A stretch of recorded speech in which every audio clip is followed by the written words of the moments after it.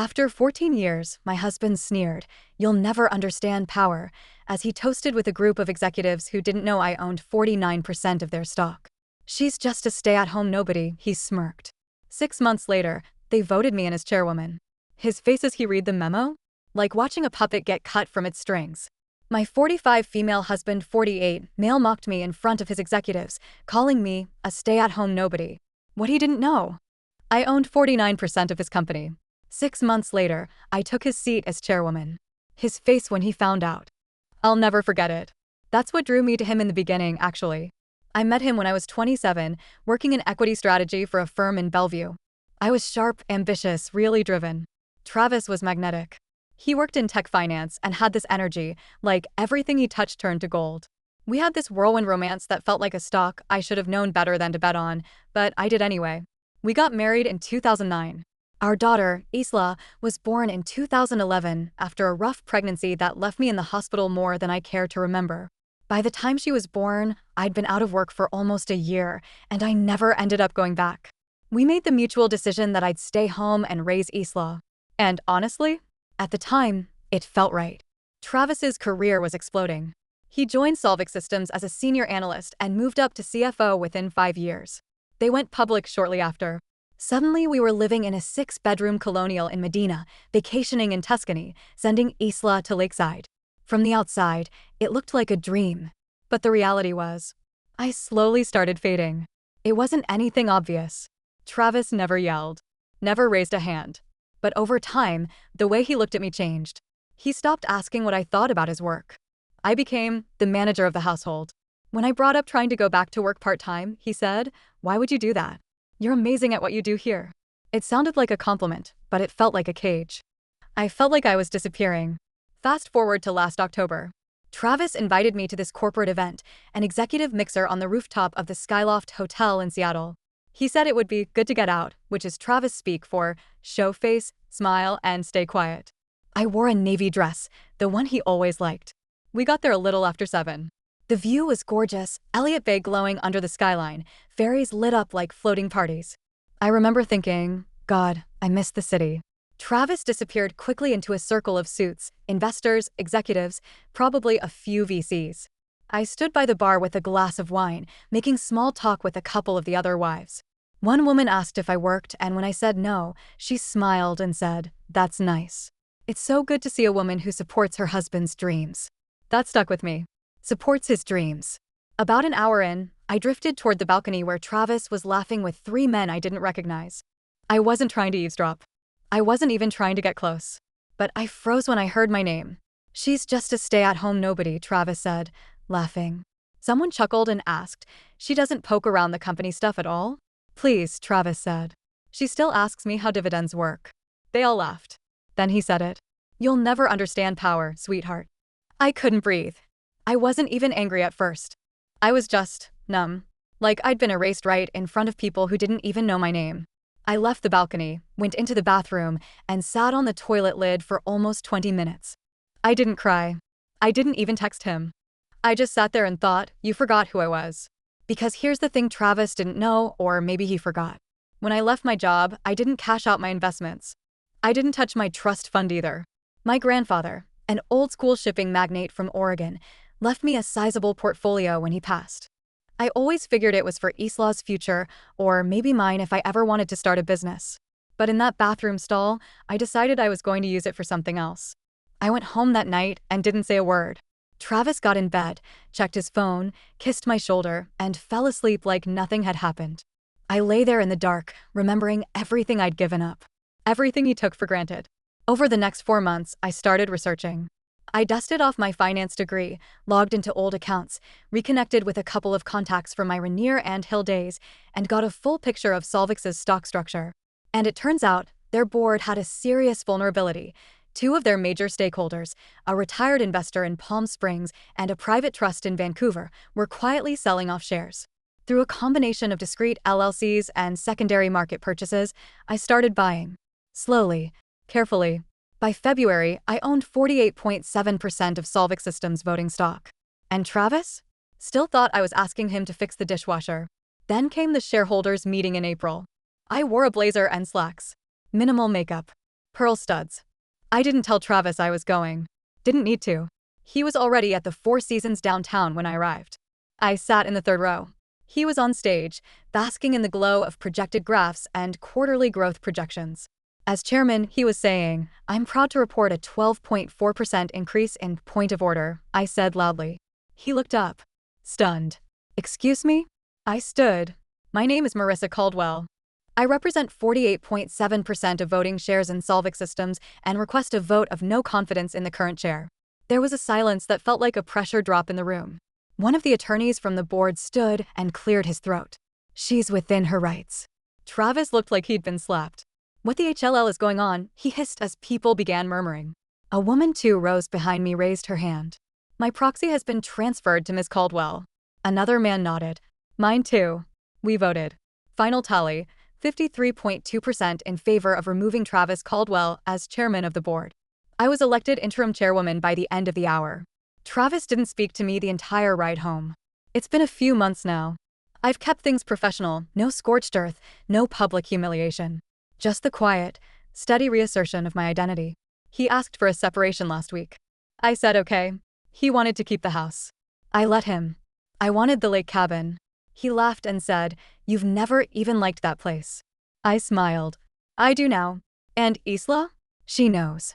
She's 16, whip-smart, and has this quiet fury in her that reminds me of myself. Last night, she asked me, 'Did Dad really say you were a nobody?'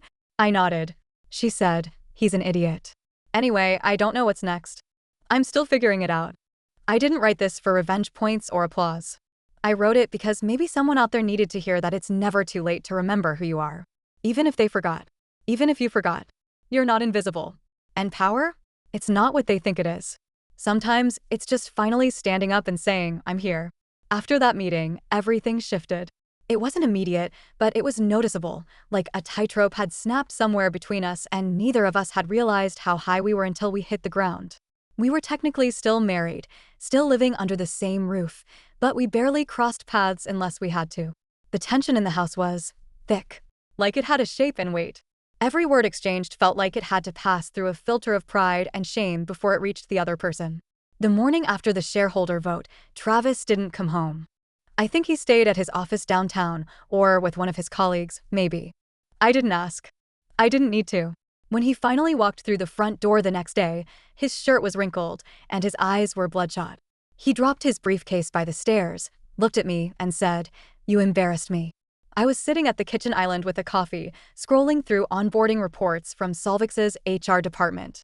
I looked up and said, "I didn't embarrass you. You embarrassed yourself. I just made it official." He laughed a dry, mean kind of laugh. "You think this makes you powerful?" "No," I said calmly. "This makes me visible." He stared at me for a few seconds, jaw clenched, nostrils flared. Then he walked upstairs without another word. For a man who used to dominate boardrooms, he couldn't even face a woman in her own kitchen.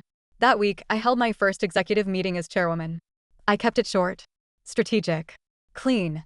I made it clear I wasn't there to make dramatic changes, at least not yet. I just wanted to stabilize the leadership and listen. You could see it on the faces of the team relief. Travis had created a culture of performance and intimidation. I was there to build something else. I wasn't sure what it would look like yet, but I knew I wanted to lead differently.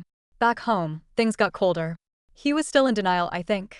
He'd wake up late, start drinking earlier than usual, and when he thought I couldn't hear him, he'd whisper things on the phone like, "She's lost her mind, and she'll run it into the ground in 6 months." I documented everything. I kept receipts. Because I knew the next thing he'd try to do was take it all back. And I was right. A few weeks later, I got a call from one of the junior board members, Henry Cho, who'd become something of an ally. He warned me. Travis was rallying some former investors, trying to reverse the vote, filing petitions with minor stakeholders, and spreading rumors that I'd manipulated proxies unethically. Henry said, "Look, I know this is messy, but he's going to try to paint you as emotional, unstable. You need to prepare for war." I thanked him. And I did. I brought in an independent auditing firm. I made everything transparent. And I called every shareholder I had acquired stock from and made sure their documentation was rock solid. No one was walking this back. Still, it didn't stop Travis from trying. 2 days later, he cornered me in the garage. "You think you're smart, huh?" he snapped. "You think they respect you?" I didn't answer. I kept loading the trunk with Isla's old textbooks we were donating. He walked around the car and got too close. His voice dropped. They're using you. They'll smile to your face and then sell you out the first chance they get. I looked him square in the eye. So basically, you're warning me not to trust people like you. He froze. I don't think he expected me to say that. Then, in a lower, bitter tone, he said, I made you. I closed the trunk and stared at him. No, Travis. You just married me. And then you forgot who I was. I walked back into the house, and that was the last time we ever had a real conversation. A few weeks later, the separation papers came. No surprise there. What was surprising was the list of things he asked for. He wanted the Medina house, the rental in Portland, the SUV, the wine collection, and 40% of the shares I'd acquired in Solvix. My attorney laughed out loud during the initial review. He doesn't have a legal leg to stand on, she said. But he's going to drag this out to punish you. I took a deep breath.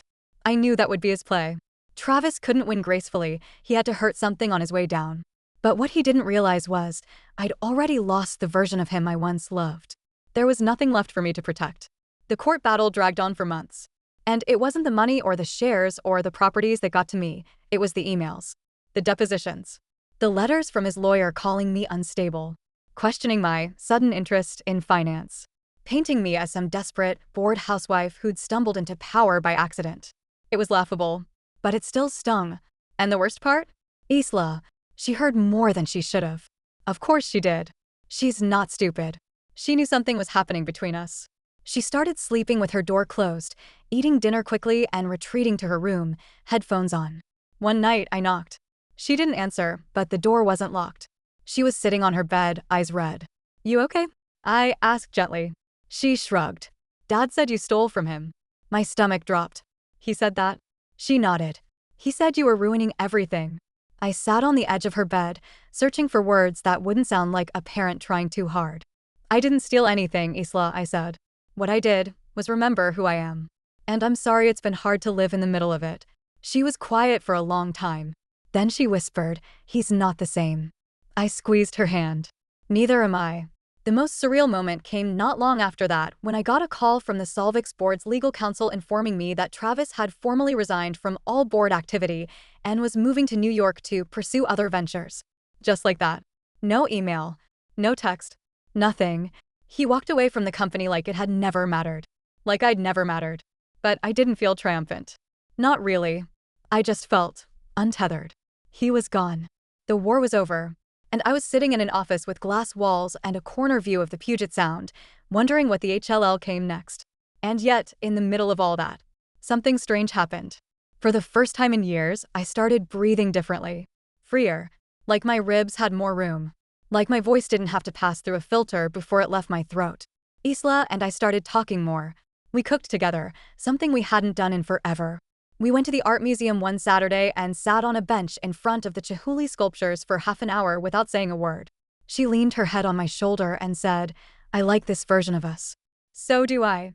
About 3 weeks after Travis resigned from the board, I got an email from him. No subject line. No greeting. Just a single sentence, enjoy it while it lasts. I didn't reply. I forwarded it to my attorney and archived it. But it lingered. There was something unsettling about how casual it was, like he wasn't mad anymore, just watching, waiting.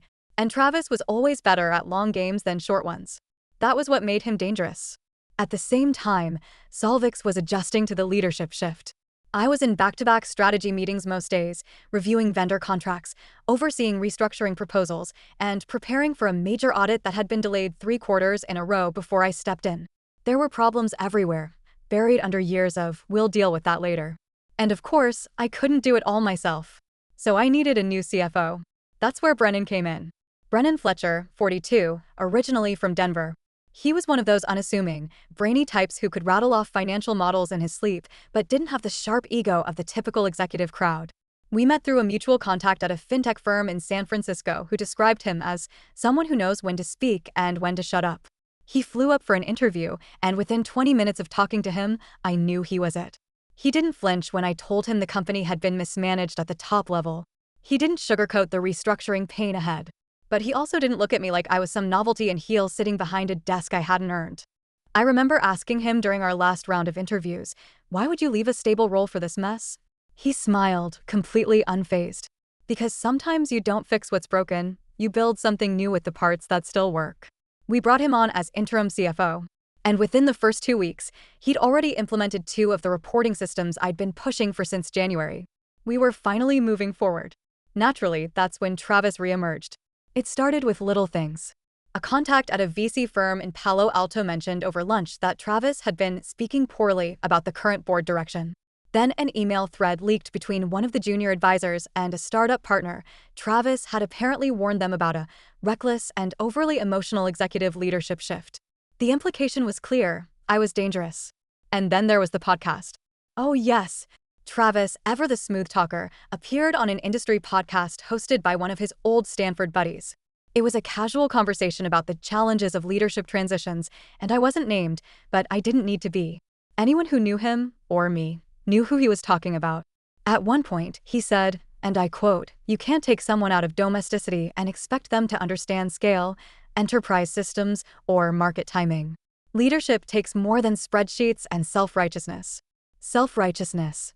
That was rich coming from a man who had once told our daughter that artists only mattered if they disrupted the market. I didn't retaliate. Not directly. That's not how this version of me operates. But I did approve Brennan's proposal for a PR rebranding initiative, and I made sure every interview I gave was focused, composed, and just slightly cutting. One quote made it into Forbes: "Leadership is about listening." I've had 14 years of practice most men ignore. They loved it.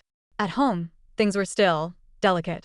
Isla split her time evenly between houses, though more and more, she started staying late at mine. I never pushed, never pried. But I knew Travis didn't know how to connect with her anymore. His version of parenting had always been transactional: grades, schedules, structured goals. He didn't know how to sit with silence or sadness or just be. One Sunday afternoon, we were driving back from her violin recital, and she asked, "Do you think Dad actually believes the stuff he says?" I glanced over. "What do you mean?" She shrugged, looking out the window. "Like, that you're emotional. Or unstable. Do you think he says it to feel better, or does he actually believe it?" I was quiet for a moment. Then I said, "I think sometimes when people feel small, they pretend everyone else is smaller." She nodded slowly. "That's sad." "Yeah," I said. "It is." Brennan and I started spending more time together outside of meetings. Nothing romantic at first. Just long strategy sessions that turned into late-night discussions about the future of the company, the ethics of growth, the balance between disruption and sustainability. It felt good to talk to someone who saw me as an equal. One night, after a particularly beer-tall quarterly review meeting, we stayed back and ordered Thai food to the office. As we ate, he leaned back and said, "You know, I've never worked for a woman who ran a board like this." I raised an eyebrow. "Is that a compliment or a warning?" He laughed. "A compliment. Most board chairs try to act like gods. You act like a human who happens to be very, very good at her job." I looked at him for a second longer than I meant to. He noticed. But he didn't push. Of course, Travis wasn't done. He sent Isla home with a binder one night. A binder. She handed it to me with a confused look. "He said it was for you." It was filled with evidence that I'd used insider information to buy stock. Old email printouts. Calendar notes. Quotes taken wildly out of context from years ago. My hands shook, but not from fear. From sheer exhaustion. This man would rather destroy everything, including his daughter's peace, than let me stand on my own. I called my lawyer the next morning. She reviewed everything and called me back that afternoon. "It's nonsense," she said. "But if he goes public, we'll need to be ready to counter. I suggest you finally release the audit." That audit, conducted after I took over, had uncovered several questionable expense authorizations, including unauthorized bonuses Travis had signed off on without board approval. I'd sat on it, not wanting to make the war uglier than it had to be. But now I was starting to understand. This wasn't just about winning or losing. It was about who I was willing to become to protect the future I was finally building. And whether Travis would stop before he lost everything. The morning after I gave my lawyer the green light to release the audit, I sat in my office staring out the window at the Puget Sound, sipping coffee that had gone cold. I wasn't nervous. I wasn't even angry anymore. I was ready. The audit results were published in an internal company memo at 9 a.m., along with a statement from our board's ethics committee. The language was careful, precise, and absolutely damning. Over $800,000 in unauthorized expenditures, padded vendor invoices, and bonus reallocations, all signed off by Travis during his time as chair. It was laid out like a roadmap, one that ended at a very familiar door. It didn't take long for it to go external. By noon, I was getting calls from journalists. CNBC, the Seattle Times, even a local business podcast that had once raved about Solvix's visionary leadership. I kept my response minimal. We believe in transparency, accountability, and growth through integrity. That's all I'll say for now. I didn't need to say more. The memo said everything. By 2 p.m., Travis was trending on LinkedIn for all the wrong reasons. That evening, Isla came into my room holding her phone.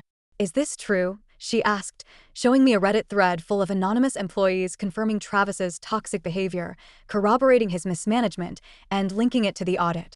I took her phone and set it down gently. "What do you think?" She bit her lip. "I think he lied to me." I nodded. "He lied to a lot of people." Then she asked, "What happens now?"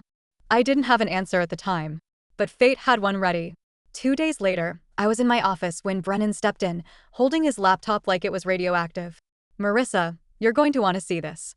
He turned the screen toward me. An email. From the Solvix board's legal team. Subject line: board vote request. Immediate action attached. A digital vote to permanently ban Travis from holding any future executive or consulting role within Solvix or any of its affiliates, effective immediately. I blinked. "They initiated this?"